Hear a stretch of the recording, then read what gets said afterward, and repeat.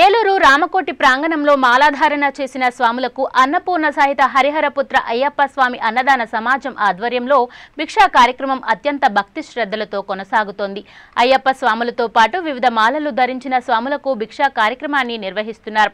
ఇందులో భాగంగా అయ్యప్పకు పూజ, మహా నైవేద్యం, హారతి కార్యక్రమాలు నిర్వహించిన అనంతరం స్వాములకు భిక్షా కార్యక్రమాన్ని నిర్వహించారు. ఈ సందర్భంగా అన్నదాన సమాజం అధ్యక్షులు కొట్టు మధు యాక్ట్తో మాట్లాడుతూ ఈ నెల 13వ తేదీ నుంచి డిసెంబర్ 1వ తేదీ వరకు ఈ భిక్షా కార్యక్రమం కొనసాగుతుందని తెలిపారు. త్వరలో జరగనున్న అమ్మవారి జాతరకు అయ్యప్ప మాలధారణకు ఎటువంటి సంబంధం లేదని, అయ్యప్ప మాల ధరించేవారు యథావిధిగా దీక్ష చేపట్టవచ్చునని ఆయన పేర్కొన్నారు.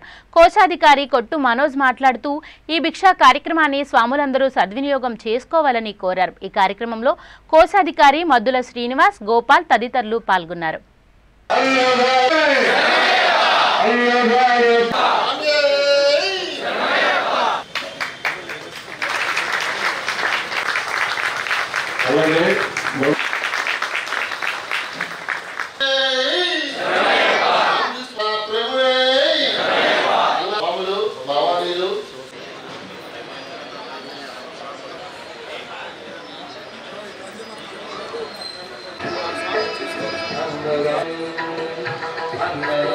నెల 13వ తారీఖు నుంచి డిసెంబర్ 1వ తారీఖు వరకు రామకోటి ప్రాంగణంలో అన్నపూర్ణ సహిత హరిహరపుత్ర అయ్యప్ప అన్నదాన సమాజం ఆధ్వర్యంలో మరి దాతలు, ధర్మకర్తల సహాయ సహకారాలతో భిక్షా కార్యక్రమం జరుగుతుంది.